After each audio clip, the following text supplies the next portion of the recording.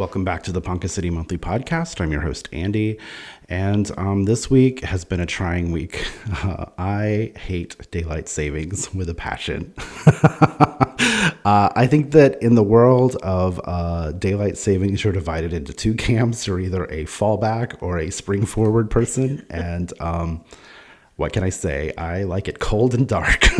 So this week has been very trying for me, but it is what it is. So I hope that you're faring better. I hope that your allergies have not killed you yet. But hey, we have a special guest with us. It's our editor-in-chief, Kelsey Wagner. Kelsey, how are you doing today? I'm great, and I love daylight savings time. I know you do. My husband and I count down the days until it gets here. I get the idea of wanting it to be more daylight and summery and fun, and I get all that, but I absolutely hate to sweat, and I hate hot, and I hate losing an hour. Yeah. It throws off my entire schedule. Yeah. Well, and the other thing is, and I'm like a wake up and watch the sunrise, and so sunrise watching at 6:50 is way more doable than 5:30. So that's one of the reasons I love it, but my husband just loves the sunshine. So, I wish they would make daylight savings time permanent, because there's a lot of people that want to get rid of the time change, because everyone hates the time change. I mean, I think we can all kind of agree on that. But. Yeah, the time. Yeah. But I was reading something that, they were saying that if you were to do that, then there are some places that it would be like dark until like 9 a.m. I know, it's true. I don't have a policy fix for that, so. And the general consensus is, oh well for those people. I'm sorry. I agree that I think that it would be better. But to your point, you are getting up at 5:30 a.m. True, yeah. Even though it says it's 6:30, it's really, that for me is what hurts. That's what hurts me in the morning. Yeah. I woke up Sunday morning, thought it's my normal time to wake up, looked up and saw it was almost like 8 a.m. And I was like, what? And then I was like, stupid daylight savings time. I don't know who invented it, but it's like, why did we even why are we messing with the time? My dog is so confused for 6 months. So. Yeah. No, my dog is not. She just demands her dinner at the same time. Oh, okay. You just changed the time for the dog. Yeah. Yeah. Well, you have I have a big giant dog who, when she wants her dinner, demands it and gets it because she is relentless. And I'm sure we could train that out of her, but it's her character. Yeah. Ginger gets her dinner at 5:30 every day. So whenever it's the time change, we have to kind of slowly, gradually get back to that 5:30. So she's on a routine. So do you immediately transition to like this time frame and you're like raring to go? I do. Yeah. Yeah. No. Yeah, just right off the bat. Yeah. Mm-hmm. Yesterday it was one of those where it was like, wow, it's 2:00. Yeah. And right. Yeah, it throws my week off completely. Yeah. Completely. Well, they say that there are more traffic accidents. There are more just all the craziness that happens because of the time change. Like that one metric, I think, is enough evidence to say, hey, let's get rid of it. Let's do something different. But yeah. I agree completely. But I also, and this is one of those topics that I always say that you learn more about as you get older. Mm-hmm. Like you don't realize it, but they've been talking about stopping this since I was a child. Oh, I know. And there are some states that have done that. And I'm like, come on, Oklahoma, get it together. And every year, like around this time, you're going to get just bombarded with news feeds about they're going to stop this. Right. And then next week, nobody is going to talk about this at all. That's true. We just move on. We just move on. Nobody does anything. And then next year at this time, it's going to be on it. And that's what frustrates me about it. Yeah, very true. All right. Well, last week we mentioned that Adam was here because we kind of just had a schedule mishap and we didn't get to do that. So we're here now. We're going to talk about the issue that's out on the newsstands, our March. It's a big issue. It's a big issue. And I just want to say this cover is one of my favorites. This is kind of a joint combination efforts of you and I. So we both kind of worked on the cover. It came out beautiful, and we really wanted to just highlight that 72 months of Punk City Monthly. Does it feel like it's been 72 months for you? I mean, and you've been in almost since the beginning. You weren't in that very first year, but you got in right at the beginning at the second year. So a lot of issues. A lot of stuff. That was a fun, like I said, we kind of just collabed on that. You gave it the color or the feel. And then I always just call what I call Andy-sized. Well, and I thought it was funny because you had said something about you. I told you what my idea was, and you said, Kelsey, I think we tried that before, and it didn't work out. Right. And I was trying to think back, and what I realized is I think we did, but I didn't have enough covers, and so I think it was too horizontal or something. And so it thankfully worked out where we had enough covers to really fill out the whole page. Yeah, so it's a fun thing, and it's very exciting. 6 years. How do you feel about that? Yeah, it feels like just yesterday we started the magazine, and then every year Robin and I kind of look at each other like, has it been a year already? And we look at you and you're like, we're all still here. So we're all still doing it. And I don't know. I think it's such an interesting concept that went over way better than I ever could have expected. And, as long as people still love it and they keep reading it, we're going to keep making it. So, yeah. And it's a great, I always say that it's one of the great, tourist attractions, because if you search the web, we're going to come up because we have all these great stories about stuff that's going on around town.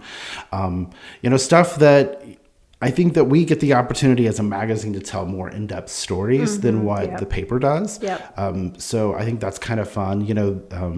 The paper is busy with the news. And so we get to come in behind and tell the little stories that and that sort of make our town and the fun, happy stories. We get to tell those human interest stories, and we'll get into some of the stories in here. But those things that maybe aren't quote unquote newsworthy, they're not flashy in your face. But when you dig into them, there's a lot going on. Right. Yeah. Or a situation where the news covers it, but they have limited space, whereas we have pages. We have pages to fill. Yeah, we have pages that we can fill up.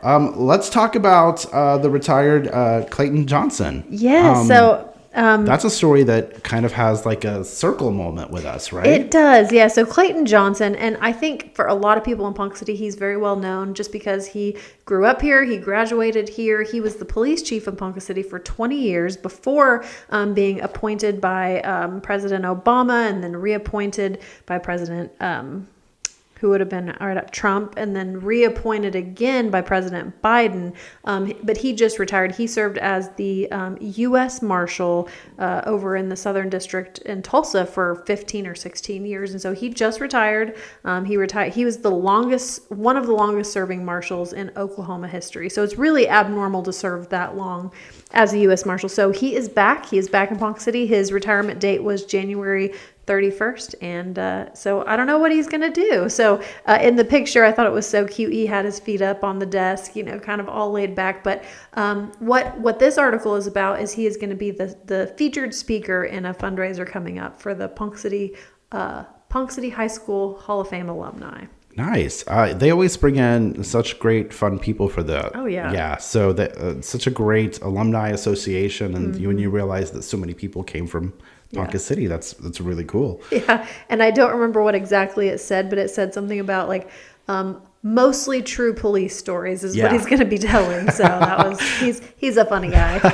That's always how that's how you get around the legalities of things. The mostly true, and the mostly true is the fun part of it, right? Exactly. You got to embellish a little bit. So St. Mary's Catholic School is celebrating 125 years. I love this. We've had several churches over in the past year or two that we've had a 100th anniversary or 125. And I think that just speaks to, Ponca City has a lot of different organizations that have been serving the community continuously for a really, really long time. And St. Mary's Catholic School and Church is one of those organizations.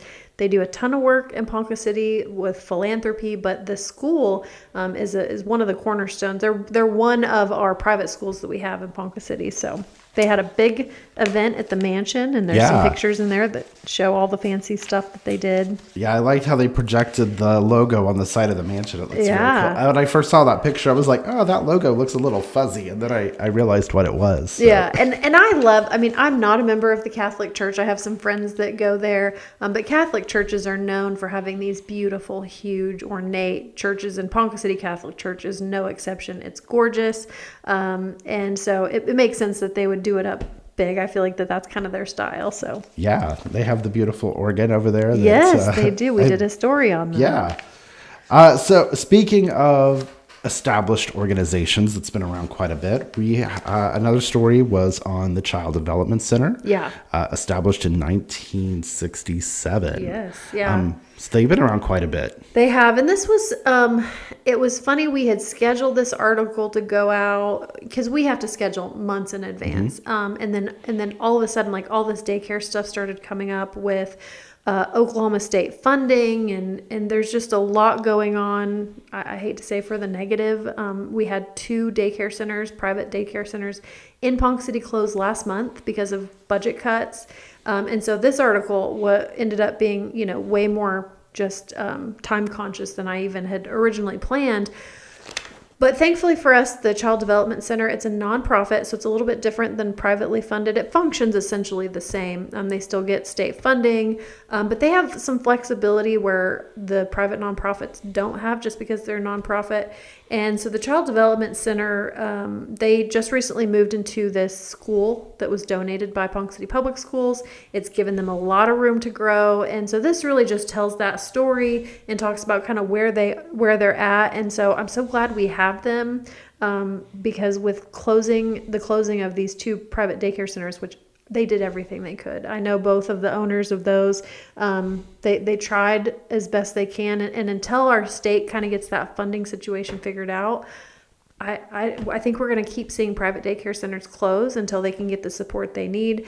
And in the meantime, we have to do whatever we can as a community to continue to pour into daycare centers and like the Child Development Center, because that's all we have. Sure. And moms and dads that need childcare, if they don't have access to that, they can't go to work, they can't go to school, they can't do all these things that we need to do to grow as a community. So it's a pretty important deal. Next week we have Mary Beth from who is the executive director of the Child Development Center. She's going to come in and talk to us a little to expand on some of the things. I'm sure she'll have all kinds of cool information. One of the things that we talked about was that in 1967 they were a sliding scale. Even back then, do you know if that was like a normal thing? We discussed that, and I don't know that we ever came to the conclusion. Okay, and that is one of the benefits of them being a nonprofit, is that they get funding through the United Way to be able to offer that sliding scale. And so a lot of these, private daycare centers, they may be able to offer some scholarships and things like that, but it's very limited. Whereas the Child Development Center, because they get that funding, they're able to offer childcare to people who. There's kind of a gap between if you qualify for state benefits or you don't qualify for state benefits. They call it like the benefits cliff. And so if you are making enough money that you don't qualify for that, but you have 3 or 4 kids, that sliding scale could be the make or break deal for you to be able to afford childcare. So it's really, really nice that they're able to do that. And some of that is like I said, some of the stuff that we discuss next week. Looking forward to that. So great article. You want to talk about the partnerships that Kat Long wrote about? Yeah, so Kat has done a series of articles, and it's funny because she was our resident gardening person, and so she's a great writer, and so I'm glad to have her back in the magazine a little bit. But she's really been focusing on economic development, what she does for PCDA, and this article, it talked about all the different partnerships that PCDA has in order to make some of these projects and these businesses happen. And I think it highlights things that we don't see kind of behind the scenes. And she really walks you through all the different ways that they partner. And if you think about, Ponca City Development Authority, the City of Ponca City, Pioneer Technology Center. We have all these resources in Ponca City. And if you don't have those partnerships, then everybody's operating in their own little silo. And while that still does happen, I have to brag, Kat Long, she is one of the best partnership kind of facilitators, because she'll tell people all the time, oh, you need to call Pioneer Tech, you need to call this person. And so that's just how her brain works. I always like, because when you talk to Kat, she has 800,000 ideas. Yeah. And she's going to bombard you with them all. Yeah. And your job is to pick one and go with that. Yeah, absolutely. She has all the tabs open. But that's also like, she's always connecting the dots. She's like, I'll talk to her and she'll say, I think I had an article on a grant for this through that. And then she'll point me in that direction. Yeah. Yeah, like I said, that's what's so fun about her, is that you just walk up and you're like, I've decided I want to turn pavement into something. And then she'll be like, oh, here's like 25 resources you need to know about. Absolutely. And it doesn't matter what the topic is. Mm-hmm. She always has that. So way to go, Kat. Yeah, way to go, Kat. We love you. As a matter of fact, we, in next week's podcast with Mary Beth, we talk about using the business center at Pioneer Tech, because they helped them rebrand and sort of grow their business a little bit. Yeah, so, absolutely. Yeah, a lot of great resources here. Let's see, that's all about us. Cool stuff over 6 years, long years. Yeah. Those were kind of our main stories. Again, last week we sort of met with Adam. He was in, and we talked about the strategic plan that they have going on right now. With that, do you want to talk any about that? Luckily for this one, this is not my circus. I mean, it's Adam's. Sure. But I do plan to participate in it, and I know that he has big plans, as he said on the podcast, to really get a wide swath of people involved. So I'll just connect this to.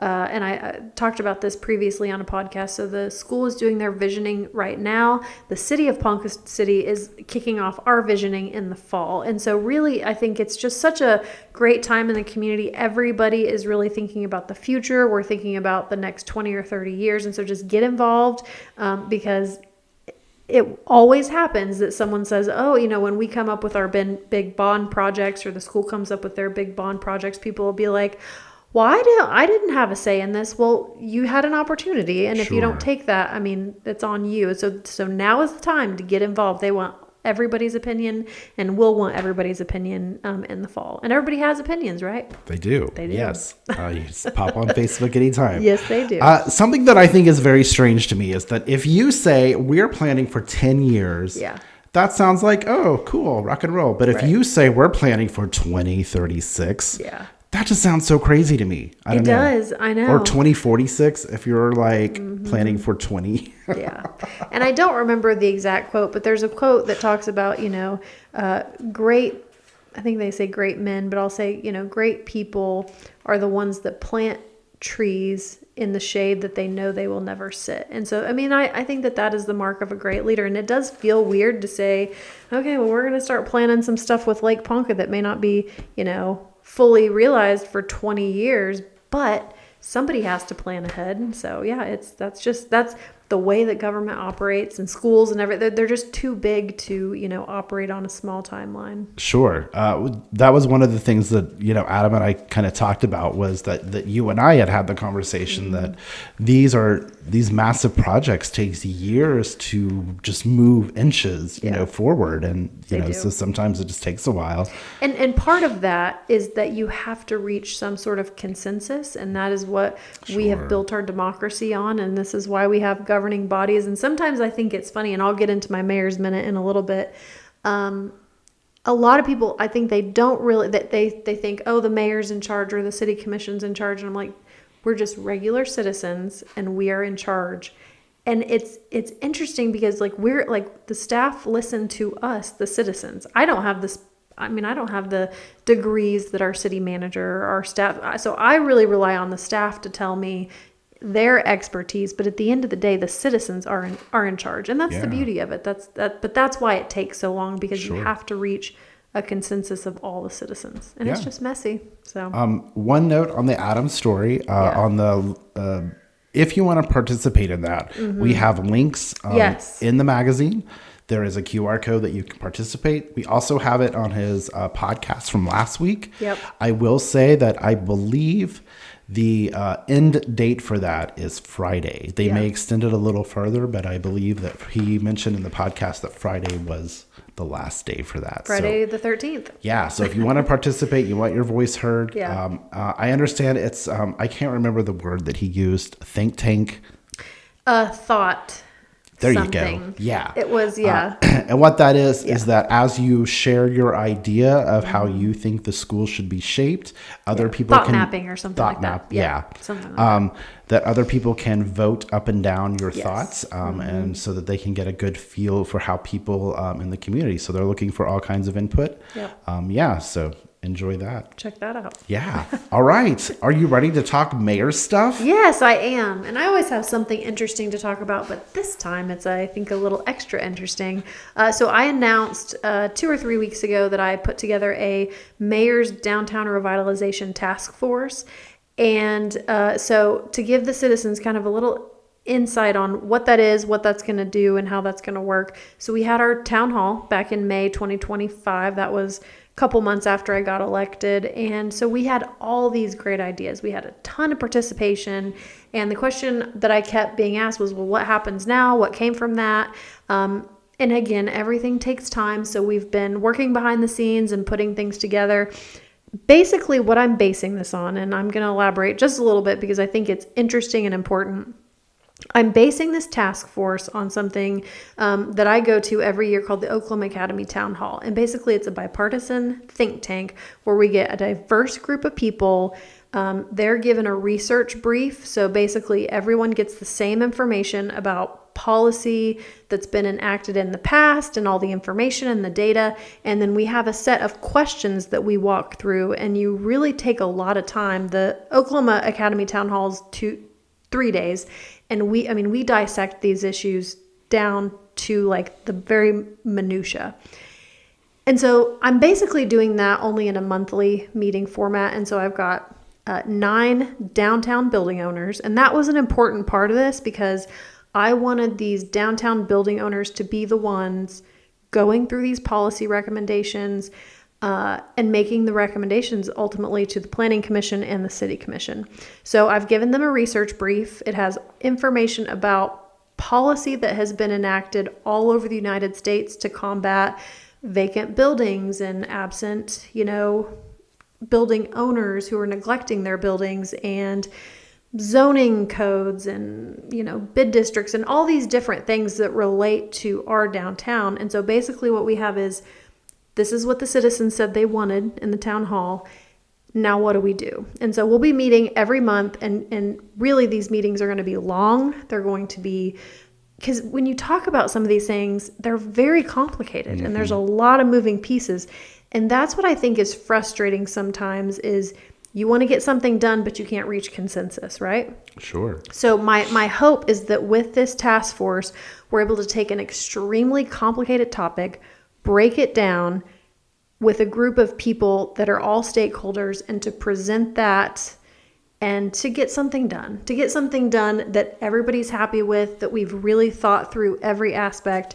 And so this is the first kind of task force I've put together as mayor. I think it's interesting, and I hope it goes well. I think it will. But it'll be interesting to see, because you get a group of people together. You never know what's going to happen, right? Right. Everybody has their different viewpoints, but that's also what's going to make it, I think, a stronger argument. Because if we can all reach consensus, then I think it'll be a really good thing. Herding cats. Yeah, pretty much. But that's really cool. So in your, and I kind of asked Adam this last week, and I'll ask you the same thing. Sort of as you were here in the preliminary phases, is there anything standing out to you that Well, I don't want to get too much into the weeds of what I hope will happen, because I do have ideas, and I'm presenting those ideas to that committee. But I don't want them to just take my ideas and say, rubber stamp it. Sure. I want them to bring their own ideas to it. I want them to take my ideas, and I want to really put these ideas to the test and say what's going to work, what's not going to work, because our community is different than every community has similarities, but they all have their own nuance. And that's the beauty of self-governance, is we're able to say, this is what we want. This is what makes us actually a little bit different. And so we're going to put our own spin on it. And so I'm trying to give them as much information so that we're all prepared, but then I don't want to give them prerequisites of like, this is what we're going to do and this is what you have to do. Okay. So there was nothing like, because these are coming out of the town hall things, right? Or is this the setup for the town? So out of the town hall thing, what were some of the... Yeah, so that's actually available. You can go to kelseyformayor.com, and I put together I think it was a 2 or 3 page brief of everything that was discussed in the town hall. And so, yes, that's a great question, because basically we're taking that, 3 pages of this is what the community wants. And there were really 5 goals. It was like, address long-term chronic vacancy. Okay. There were, how do you support, because you don't want to just over-regulate. Like, you don't want to just tell people this is what you have to do. You have to provide resources and support. And so that, I think, is the public-private partnership part of this. That's how do we get that balance where we are holding building owners to account that are neglecting their properties, but we're offering support and resources for those building owners that want to do something, but maybe lacking those resources. Yeah. And so it's definitely, like I said, it's complicated, but I, for one, don't shy away from complex or hard things. I mean, hey, we did a magazine, right? Like, I'm like, okay, how do we do this? And during COVID, yeah, good point. But I just feel like, how do you eat an elephant one bite at a time? Sure. And so if no one is willing to kind of say, okay, we have to tackle this, then the problem never gets tackled. So this is my one bite at a time. We're just going to tackle it and see what happens. Very cool. Yeah, I guess the 5 things that are on your website are probably what I was. That was the question I was trying to ask. We do have 5 goals that we're going to try to conquer. So you do sort of you're going in with kind of a wire frame, as we like to say. Yep. And then you're going to kind of flesh that out from there. So that's very exciting. Yep. And this is one of those like 20-year project pieces, right? Or is this something that will happen? Actually, no. I would say that this is going to be. So we have 5 goals. We're going to ask a bunch of questions. And so essentially we're hoping early to midsummer, this task force will have a final report that will have policy answers to those questions. And so that'll be available for everybody to read. And then once that final report is presented and approved, it will go to city staff for review, and then that will be presented to the planning commission and the city commission. And so, my hope is by fall, we have kind of what I would consider an omnibus policy package proposal that will be approved and will provide, maybe some grant funding, maybe some, ordinances that will help to put things in place so we make sure that downtown Ponca City has everything it needs for a vibrant future. Very cool. Now, that will take 20 years. Yeah. What happens in the next 20 years, I don't know. But we'll do our part. That's the seed planting part. You plant it, and sometimes you plant things, they don't grow. Sometimes they do. Yep, that's the joy of gardening. It is. And then you just wait. Yeah. All right. Well, thank you guys so much for joining us. Like I said, next week, we've got Mary Beth from the Child Development Center to tell you all about that. So please join us then. And, I always forget to say this, but if you have not subscribed to our website, go ahead and do that. Yeah. We get all kinds of, in addition to the podcast, we also have news stories that we put out. And Kelsey is very good about telling you about things going on at the theater, because that's always fun. Mm-hmm. So do all those things, and we'll see you back here next week. Thank you.